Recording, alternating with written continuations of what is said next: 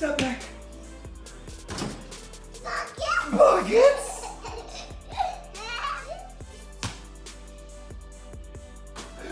Buckets! Start that lifestyle young. Get you a kid, first of all, who's willing to pass first. There's not enough of that in 2018 nowadays. Someone that can throw those Rajon Rondo dime passes to you. 2018 just started. Underrated jab step, by the way, by the dad. He just came onto the camera totally to show off his jab step. I mean, I was super jealous of everybody who had a pop shot in their basement, so he's already getting buckets early. This is the sequel, if there ever is one, to Kingpin, by the way. That is a buggy with a ski. It's been cold up in the Northeast and the entire East Coast. This is how you travel. This is not how you travel. This is how no one travels. This is effective travel. This is no gas required. This is Car the doesn't break opposite down. of effective. What do you mean? Horse and buggy? No. All right, and if we're talking about winter here, you got animals are coming inside. Yo. What? You look terrified. Yeah, how big is that raccoon? That's a type of raccoon that only drinks Budweiser. This is commercial. And as always, the reason why we call the show Buckets, whether you're a raccoon or a human, is because getting buckets is not just a basketball culture, it is a lifestyle. Or a human-sized raccoon, either way. He's Rob, I'm Cassidy, and on the way, we take you to school on the perfect bench celebration. We also have a conversation with the Celtics' Abdel Nader, and he shows us where the magic happens. Plus, forget about Space Jam 2. Why LeBron may be the next Batman, and I'm for sure he's going to be better than Ben Affleck. Like, that is a 100%. He was horrible.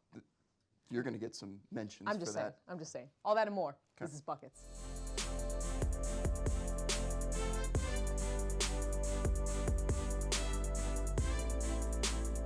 Real quick, Luke Walton is a legend for this. You subbed Lonzo out early in the first and third quarter. His dad was talking so I took him out early. I'm just kidding. But that... It was only a matter of time. Like, that question was asked in the first place, not to get away from the whole LeVar, Lonzo, Luke Walton discussion, which has been going on. And of course, Luke has to throw a little bit of shade. I know he said just kidding. But he said it straight face too, which like he said just kidding just to save his ass completely. Because if he didn't say just kidding, he's going viral at 3 a.m. on a Sunday night. No, it's Monday like morning. all due respect, but there's no respect involved. That's all. Okay. Well, speaking of Los Angeles, Missy, you were there recently. Working? You're acting like I did something wrong. You were in Los Angeles. Yeah. You were there hanging out with Paul George. Okay. You got a chance to interview him as well. What was it like playing on this court tonight? It's always special. It's always going to be a special place. Regardless if I'm in a Laker jersey or not, it's always just going to be a special place to me. But with that being said, I'm still happy where I'm at. We're getting wins. We're playing great basketball. We're going forward. It sounds like he is very interested in the city of Los Angeles. Did you get that vibe talking to him? Yeah, 100%. He grew up do you know what I'm getting there. at here? I get I'm it. smelling And purple and he gold. wasn't hiding that one bit all last week and even now. He says, I love LA. LA's my home. I grew up watching games at the Staples Center. Like that, LA means a lot to me. But he also was just badgered with questions about, you know, what he's going to do, free agency decision. And he said, look, we're trending in the right direction. I would be stupid to up and leave if we're in the right direction. And look, the Lakers, I mean, they're not great. So he should only leave if LeBron goes there. What do we always say? Where there's smoke, there's fire. And when you don't shoot down the hole like you're here in Los Angeles, are you liking it? Yeah, I kind of like it. It sounds like he's in a sweet spot with his relationship with the Thunder right now. No, you know what he's at? And at? so we don't know yet if it's going to work out, but it's you know, he's not Facebook official. He's not Facebook official with the Thunder. Thunder. It's cuffing season right now. They're dating. He's in. It's mid-winter. He's feeling good with the Thunder. We'll see what happens. They're dating. Summer. They're straight up dating. Yes, they are not in a relationship on Facebook. No, you're right. So at the end of the season, there's potential that I've been talking to some other girls on my roster. Yeah. We may look. It is breakup season in the NBA, so I get what your point. I get your point. But okay. So if we're talking breakups here for a second, Paul George is just one example of many where players have either broken up or been broken up with through free agency, trades. I want to make a point here. Okay. I want to make a point. I want to say that some NBA stars recently, there are different forms of breakups, okay? There's the scorched earth method, which we saw with Kyrie Irving. Oh, yeah. Okay? Yeah, this is when this is you go straight Ice zombie dragon. ice dragon Yeah. on whoever it is you're dating. I don't know him. Okay, Kyrie said, "Trade me." There was no hiding it. It's just I'm burning all my bridges. Okay? This me, by the way. What do you mean? I'm just saying, this is how I operate. You were a scorched earth person? Yeah, forget you. I don't know him. So you have okay. Next. All right. So scorched earth is Kyrie Irving. He said, "Trade me away." Yeah. On the other end of the scorched earth spectrum Deuces. is a victim, right? There's someone that, in this case, it's Isaiah Thomas, Right. where Isaiah loved Boston. He was a Yep. hero there. He Yep. didn't want to be traded. Yeah. The victim always has the support Yeah. of not only your friends and family, but also the person that breaks up with you. I've spent friends. many phone calls with some ITs. That slow grind trying to get my girlfriends away from their exes. Right. So you know what? IT was not in the wrong, and everyone feels bad for him. There's always this person in a breakup when there's a scorched earth. You also have the double agent. Okay, the double agent is someone that breaks up with you, but you know what? I still want to be Wait, what is friends. that? Hoodie KD? What we got That's there? Sirius Snape. Oh, there we go. Put some That makes respect sense. on that name, Damn. Harry Potter. Dang. Okay, We so went snake. double agent means Okay, yeah. if I'm breaking up with you right now, but Right. you know what? Right.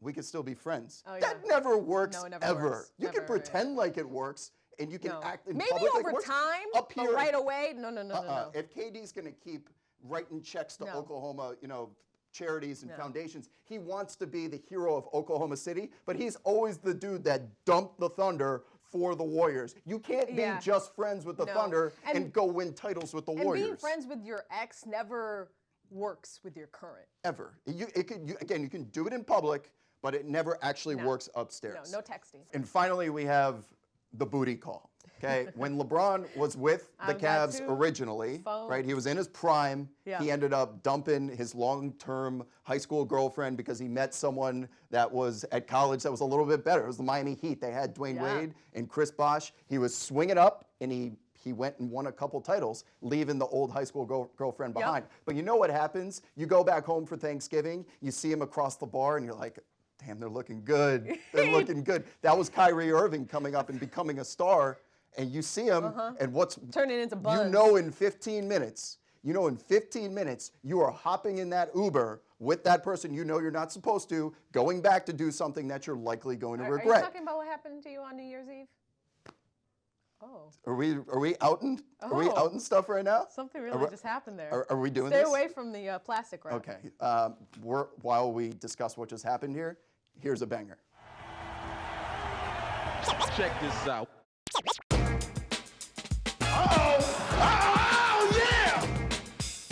There's Kyrie Irving.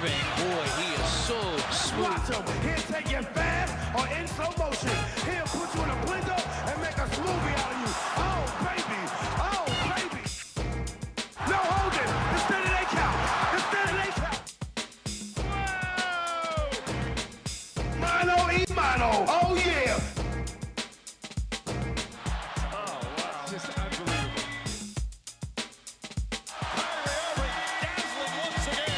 Oh, yeah. Come on, Atlanta. Get him, baby. He's one of those guys that's unguardable. Kyrie is at the point right now with the Celtics that he's not a villain. He's not a villain, but he's polarizing because he Yeah. left the Cavaliers, said trade me. We just talked about the breakup, said send me somewhere else. And it had me thinking about my most favorite movie quote from my favorite movie of all time. You either die the hero or you live long enough to see yourself become the villain. I have a take. Okay, I- give it to you- the people. You cannot become a NBA global superstar until you become at least polarizing first. Maybe not so much a Okay. villain, but to get to the point of the top 5, top 6 players in the league, if we name them, which we will in a second, you have to have done something that makes people dislike you for People a got to reason. care about your drama. Okay. Okay. We are now going to investigate this as a part of a new segment that we call the WOB Files. Fancy. All right, so let's start with Kyrie. This one's pretty obvious because he asked to leave the Cavs and go somewhere else. He didn't choose the Celtics. He is Robin, if we're using Dark Knight, Batman comparisons. The same way Robin wanted to leave Batman. Yeah. It's like Kyrie Irving cannot walk down Euclid Avenue in Cleveland without security. Right. A lot of people are appreciative that, you know what, he wants to go win it on his own. Yeah. But when Kyrie hit that Game 7 game winner to win the finals pretty much, Right. nobody disliked Kyrie, but he was always known as the sidekick. Haven't seen a Robin movie yet, though. Just saying. And he wants to have his own franchise. The same way Wolverine got his out of X-Men, that's where Kyrie Irving is headed. Now, Robin exists in the first place because there's Batman, right? In this case, obviously LeBron is Batman. Yeah. LeBron is Batman for a lot of reasons, but mainly because Batman was a vigilante who was always thinking that he was acting in the best interest of the public. Yeah. But his conscience was, he didn't know that he had his own agenda in getting there. LeBron is always trying to appeal to everyone, but he's going to do it his way. Right. And Thoughts? he's a businessman. That too. So he is Batman. He's the main character at all times. Oh, yeah. So if Batman's on this side of the spectrum, he has to have an antagonist, which is the Joker, who is the antithesis of everything he represents. Picking the Joker is a tough decision. That doesn't explain that. Let me explain. Yeah. Steph Curry is, if LeBron is a 6'9", that's scary. He is a monster physically, changing the game with his athleticism, and he can play 15 years, doesn't miss a game. Steph Curry changed the game by chucking threes, being the little dude that he changed the damn game. Yeah, okay, I got you, bud. I got you.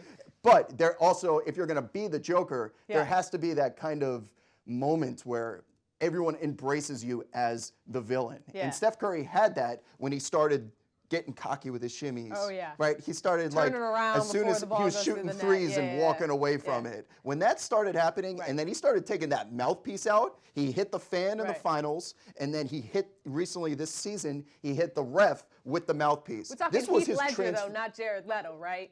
Yeah, this is 100% a he is Heath Ledger Joker.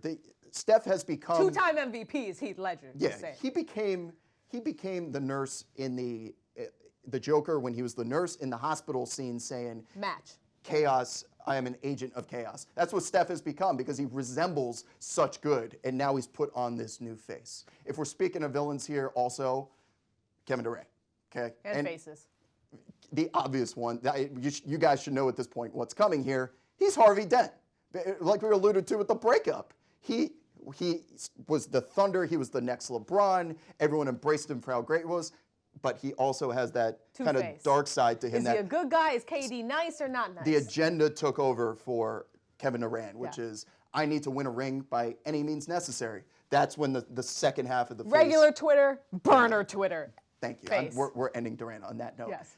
All right. Then we have Russell Westbrook. Okay. If we're using Dark Knight comparisons, he's Bane. And my favorite character. Now that he's got Paul George on the team, Carmelo Anthony, and he's still, there's a little Russ exhaustion. Say that. Exhaustion. Thank you. Exhaustion going on right now because he's still being like petty and whiny. And he's always going to be Russ. The same way that Bane, the fire, it rises. Yeah. Bane stood for, he was willing to die for what he stood for. Russell Westbrook is headed down that same road of, I don't care if you hate me, if I'm technically the villain, I'm going to do what I want. Yeah. Now I do what I want. Yeah. That's Russell Westbrook. So we've established the dudes that are the NBA superstars and, you know, what they did to cross over to the dark side. But what about that next generation? What about your boy, Kristaps Porzingis? He's the lovable unicorn. Okay, so two things can happen here. Similar to Embiid, Porzingis is very aggressive. Is this him sliding, like falling into the DMs? What is this? I think what that represents is Porzingis has also been flopping a lot lately.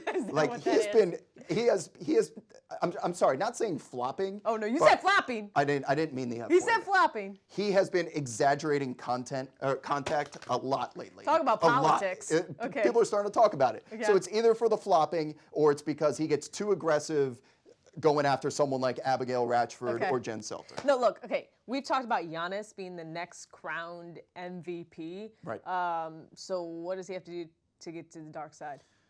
Well, if you're going to use Dark Side, that's kind of a Star Wars reference. Yeah. He becomes Darth Giannis when he continues. He's approaching the you've polarization. established this, yeah. When he was cursing out his assistant coach, Right. and then he explodes on the ref. Yeah. That was the moment that we're like, yes, Giannis, you're not just that going around New York City learning about Slurpees at 7-Eleven. Fear That the was deer fun, for real. Giannis. Yeah. To become Darth Giannis, Yeah. you have to become some sort of villain where, oh my gosh, he's not that nice. He's not that humble little, going around New York guy. We need that Giannis. Okay, so we know who the superstars are in the league. We talk about them all the time. We talk about the glitz and glamour surrounding them, but there's so many guys who are just working their asses off to get run on the court and off the court, make ends meet. Right. And you see this in the NFL a lot with like Hard Knocks, that there's so many players that are just, it's their life is just making a roster.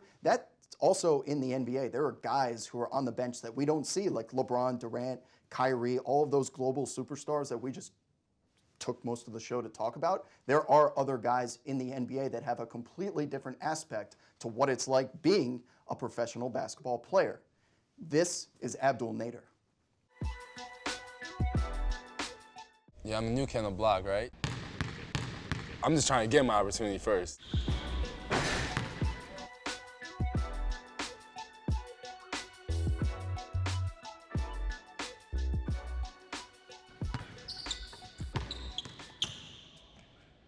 When I walked in here for the first practice, I saw all these banners and I was just like, man, this is the greatest organization in NBA history. I don't know what's on that, Yeah. like blood. There's really blood, sweat, and tears there.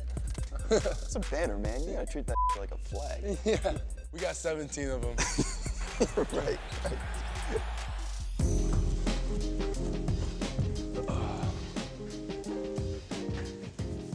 Walking into the new home, the new casa.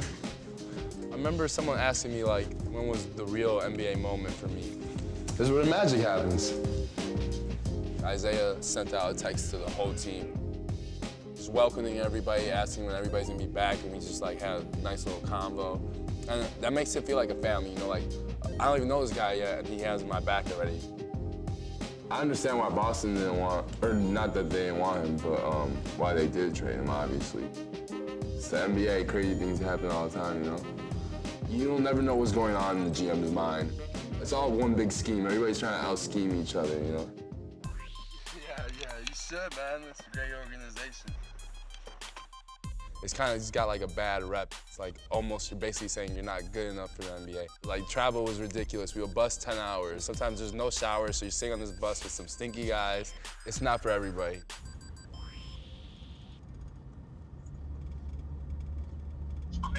Hey, coach, do you know the code for the gate? I get a call from my agent saying, hey, we gotta meet. Okay, cool. Thanks. All right. I see pieces of paper just sitting on the desk. So I'm like, oh, this is a contract.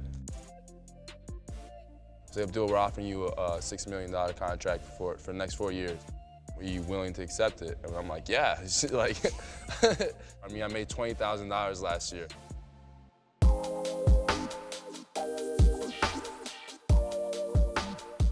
You are the second Egyptian to play in the NBA ever.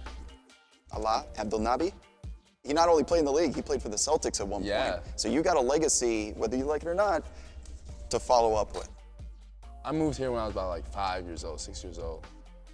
When I got drafted, a lot of people from Egypt were hitting me up in like social media, like congratulating me and like telling me how much they love me and all this stuff. And I was just like, whoa, like I didn't expect this at all. Like I hadn't been home in so long. But I thought it was pretty cool just because if I could give a kid that's growing up there some hope, if I could open some doors for some kids to have better lives, I mean, that means the world to me. And I would love to embrace being that role model for my country. I mean, that's a win too, isn't it? How about that little Isaiah Thomas nugget that Nader just dropped in there about him texting the team? It sounded like Isaiah Thomas was trying to be the leader of the Celtics. Yeah. At some point. He already was, in my opinion. I mean, like that's a LeBron move. Yeah. When you text the team on behalf of the team, that's a LeBron move. Well, I mean, we know Isaiah's a good dude. And Nader, like he's been exciting to watch this year. Make sure you keep your eye on the bench and look out for our boy. We're always looking at the bench because usually it is a barometer of if a game is basically lit or not. It's the special teams of exactly. You can make it on the bench mob. Exactly. You can make it. You get a full-time contract if you're that good. And speaking of bench mob, we're going to give you a lesson in the proper bench celebration. This is Benchmobology 101. Hypothetical situation here. Let's say Russell Westbrook dunks on Kevin Durant in a live game. I'm talking about a legitimate world-ending posterization. After processing the magnitude of what just occurred, what's the first thing that you do? For some people, it's getting off a text message to the group chat inquiring if everyone just witnessed the live funeral. For others, it's logging into Twitter and digesting the hundreds of memes pouring into your timeline. But for some of us, including me, rewind the DVR exactly 10 seconds and stare at the bench's reaction to the highlight in real time. I don't know how or when this started, but NBA bench reactions have become one of, if not the most captivating subcultures of live games. Anytime there's a big moment, mobs will unintentionally perform choreographed euphoria that's the equivalent of dancing in the shower. Oh. But what is the definition of the perfect celebration? Let us know. It's this simple. 10 categories that, when occur simultaneously after a viral moment, constitute a 10 out of 10 bench mob rating. Let's run through them. Number 1, hold me back. Every group of friends has this dude, the man who talks the loudest but speaks the quietest. In this case, it's got nothing to do with fighting, but hold me back anyways. Number 2, deceased. The perfect bench mob has a member who pretends to pass out and vigorously demonstrates their own death. This is the basketball equivalent of I can't even. I can't even. Number 3, I can't watch. This is the guy who sees the car crash coming from 3 blocks away. He refuses to watch the result, but we all know he's peeking through his fingers. Number 4, the towel waver. The most important part of the bench mob. This is the flag bearer, the mood ring, the NBA lightsaber, basketball's rally cap. Kent Bazemore and Patty Mills started their NBA careers here, and if you commit to this responsibility, the world is at your fingertips. Yes. Number 5, the Robert Sacre. All benches must have a player who comes up with a completely different, completely random dance every time a major moment happens. Right? He was unique. Yes. Number 6, he is. The mime. There is always someone who mimics what just happened in a completely obnoxious way. This is not an opinion. I'm voguing right it's now. just It's not mine. science. Yes. Number 7, primal screamer. Close your eyes. Say it with your chest. Make a fist with your hands and Super Saiyan scream to the sky. Best hype man in the game right here. Audio people. Sorry. We'll work on that. Okay. Number 8, the shuttle run. No moment is perfect unless someone on the bench runs around the baseline in circles like they're doing the shuttle run in high school gym class. Number 9, I was horrible at those. the bunny rabbit. Honestly, just start jumping in place like you're skipping rope that's on fire. That's the bunny rabbit right there. Number 10, the hype goggles. Oh, yeah. Doesn't even need to be a three-pointer. Oh. If it's a crossover, Upside down dunk, or soul-snatching block, every bench mob has the guy who doesn't know what to do with his hands. And as a result, forms the hype goggles and views the victim from his newly adopted lens. Yeah. You can even do a monocle, wait, too. Wait. Oh, can you do a this? monocle. Then, and only then, is it the perfect bench mob. You dig? So basically, do the monocle too. Okay. Do a monocle. Send reverse us monocle. your thoughts on Twitter and on Facebook and on the interwebs. Also, send us your ideas for our next banger. I'm a sellout. You sure are. I think this is my favorite one. This is my favorite one. I'm just gonna go about life like this. If you're gonna do that, you gotta turn them into guns and go. No, I'm gonna do what I want.